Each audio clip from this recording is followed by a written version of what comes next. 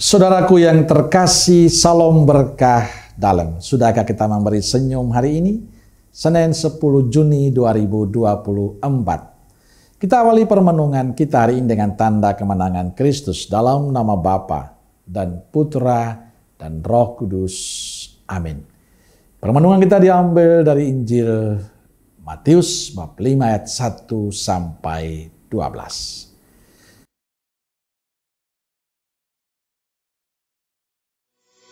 Ketika Yesus melihat orang banyak itu, naiklah ia ke atas bukit, dan setelah ia duduk, datanglah murid-muridnya kepadanya. Maka Yesus pun mulai berbicara dan mengajar mereka. Katanya, "Berbahagialah orang yang miskin di hadapan Allah, karena merekalah yang mempunyai kerajaan surga. Berbahagialah orang yang berduka cita, karena mereka akan dihibur. Berbahagialah orang yang lemah lembut, karena mereka akan memiliki bumi. Dan berbahagialah orang yang lapar dan haus akan kebenaran, karena mereka akan dipuaskan. Berbahagialah orang yang murah hatinya, karena mereka akan beroleh kemurahan. Berbahagialah orang yang suci hatinya, karena mereka akan melihat Allah. Berbahagialah orang yang membawa damai, karena mereka akan disebut anak-anak Allah. Berbahagialah orang yang dianiaya oleh sebab kebenaran, karena merekalah yang mempunyai kerajaan surga. Berbahagialah kamu, jika karena aku kamu dicela dan dianiaya, dan kepadamu difitnahkan segala yang jahat.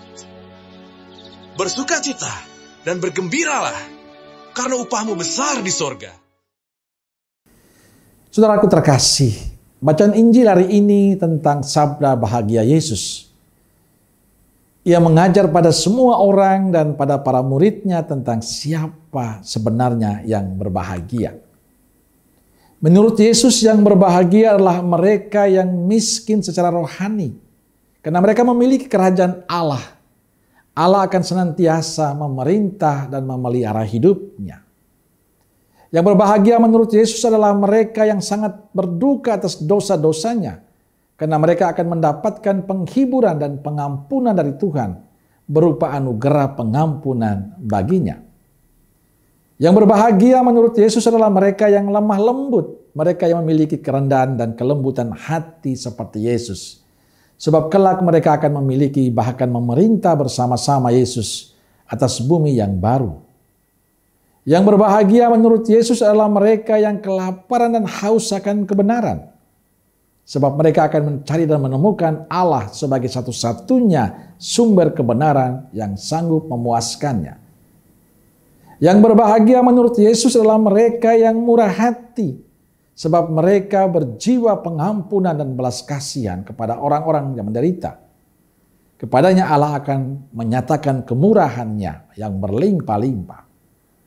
Yang berbahagia menurut Yesus adalah orang yang hatinya disucikan oleh Allah, sebab mereka akan memiliki persekutuan yang intim dengan Allah dan mengalaminya dalam pergumulan hidup yang real. Yang berbahagia menurut Yesus adalah mereka yang berdamai dengan sesama dan membawa orang lain berdamai dengan Allah. Yang disebut yang berbahagia menurut Yesus adalah mereka yang akan disebut anak-anak Allah. Mereka adalah orang yang mengambil bagian dalam kehidupan Yesus dan para nabinya. Mereka yang berani menanggung celah, aniaya, dan fitnah. Dan Tuhan tentu tahu untuk memberi upahan yang sepadan baginya di surga.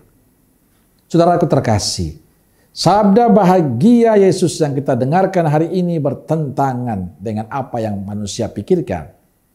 Kebahagiaan bagi manusia adalah bila kita memiliki uang yang banyak.